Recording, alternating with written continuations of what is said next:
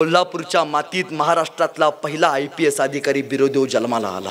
एक गोष्ट आहे, संयम दाखवला, पण संयमाबरोबर महाराजांनी दुसरी गोष्ट शिकवली, कधीच कुणाचं उसनं मागे ठेवायचं नाही, कधीच नाही।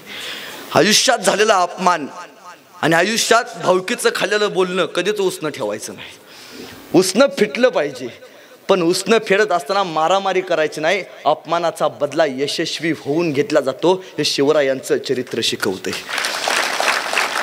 यशस्वी व्हायचं म्हणजे काय? खरं तर महाराज कोणाला कळाले असतील तर मला वाटतं तुमच्या कोल्हापूरच्या एखाद्या पोराला कळाले असतील।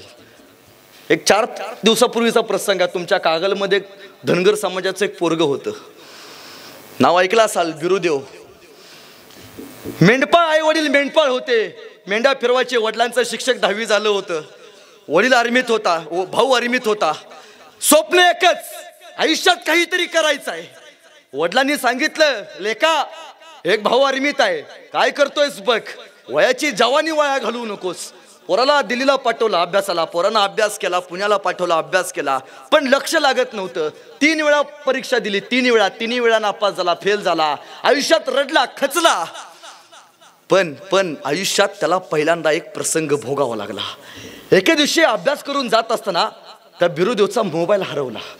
मोबाईल हरवल्याबरोबर डबडबल्या डोळ्यांनी बिरोदेव जवळच्या पुण्याच्या पोलीस स्टेशन मध्ये गेला। साहेब, बापानं कष्टानं घामानं मला मोबाईल घेऊन दिलाय, साहेब माझा मोबाईल तेवढा हुडका ना। साहेब म्हणला, रे चल हट। पोराला घालून टाकलं। डबडबल्या डोळ्यांनी बिरोदेव घरी आला। अरे माझा अपमान, अरे बापानं कष्टानं मला मोबाईल घेऊन दिला का? YouTube वरती व्हिडिओ बघावेत, MPSC UPSCचा पोरानं अभ्यास करावा, तो मोबाईल हरवला। मला मोबाईल शोधून दिला नाही, झटकारून टाकलं। डोक्यात एकच, मोबाईल शोधून दिला नाही। घरी आला, MPSC UPSCच्या परत तयारीला लागला आणि 4 दिवसात निकाल लागला। कोल्हापूरच्या मातीत महाराष्ट्रातला पहिला IPS अधिकारी बिरोदेव जन्माला आला। डोक्यात एकच, माझा मोबाईल शोधून दिला नाही, आयुष्यात इतका मोठा होईन। ज्या लोकांनी मोबाईल शोधून दिला नाही ना, तीच माणसं माझ्या विजयासाठी हार आणि तुरे घेऊन उभारले असतील। आयुष्यात असं जगता आलं पाहिजे, अपमानाचा बदला याला घ्यावा म्हणतात। पोरांनो, तुमचं वय 25 आहे, तुमचं वय 20 आहे। आयुष्यातली 25 वर्ष गारवासारखा अभ्यास करा, 25 वर्ष करिअरसाठी द्या, 50 वर्ष मजा आहे। 25 वर्ष मजा केली, आयुष्यातली 50 वर्ष सजा आहे। आयुष्यात काय करायचं ठरवा। महाराजांनी दुसरी गोष्ट शिकवली, एकमेव राजा आहे जो शूर होता, पराक्रमी होता, पण त्याच बरोबर चारित्र्य संपन्न राजा, परस्त्रीचा आदर करणारा राजा।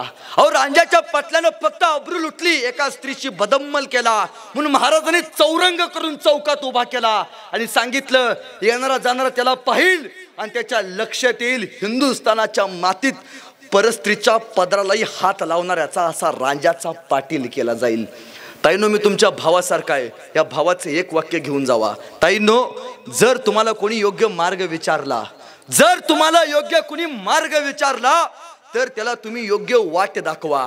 जर तुम्हाला कोणी योग्य मार्ग विचारला तर त्याला तुम्ही योग्य वाट दाखवा, पण यदा कदाचित जर तुमचा मार्ग कोणी अडवला तर त्याला महाराजांची जात दाखवा, त्याला महाराजांची जात दाखवा। अरे तलवारीपेक्षा तीक्ष्ण या नजरेची धार आहे, तलवारीपेक्षा तीक्ष्ण या नजरेची धार आहे।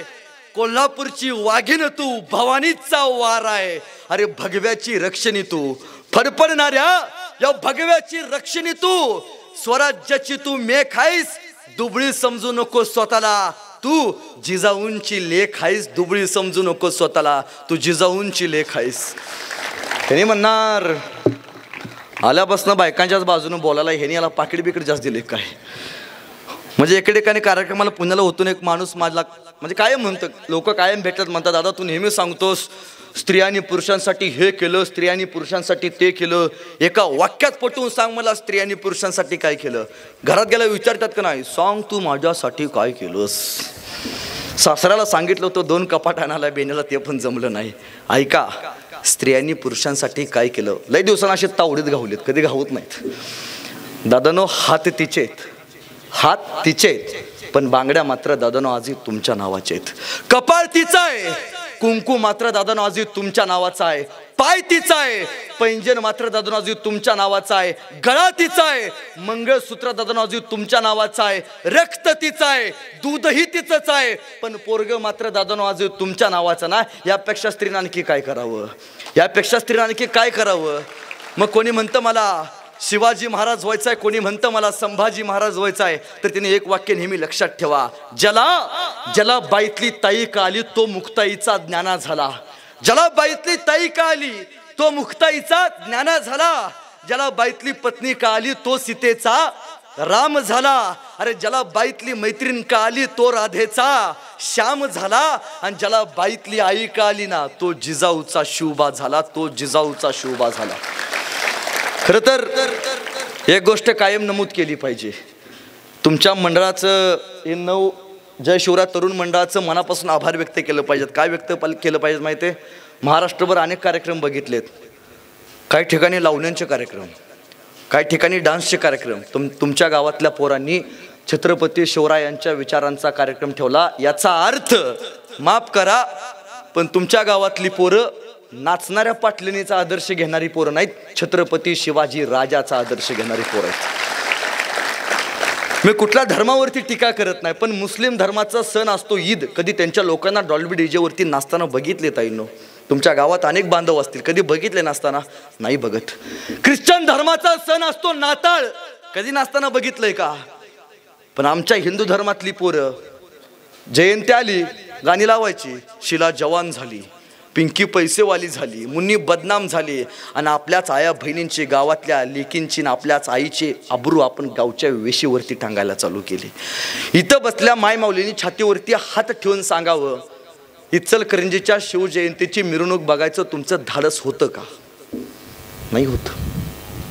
कसली जयंती करतो? 100 शार्प्यान 200 डॉल्बी लावला म्हणजे माणूस मोठा होत नाही. शिवरायांचा विचार समजत नाही. शिवरायांचा विचार लेखाला समजायचा असेल तर पहिल्यांदा लेखाला पुस्तकं वाचून दाखवली पाहिजेत. अरे आपल्या गावातल्या लेकीचं, आपल्या आईचं आपली जयंती बघायचं धाडस होत नाही. कसली जयंती करतो? एका माणसानं उशीतनं कापूस बाहेर काढावा तसा अंगातला मांसाचा लगदा बाहेर काढला तरी राजा रडला नाही.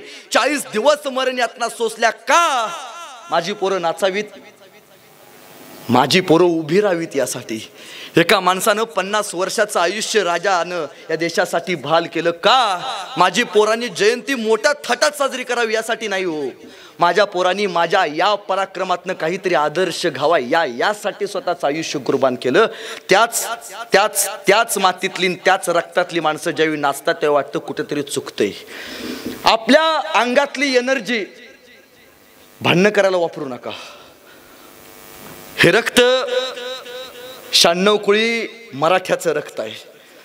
हे रक्त मोडेन पण वाकणार नाही असं सांगणाऱ्या राजाचं रक्त आहे. हे रक्त शिवरायांचं आहे.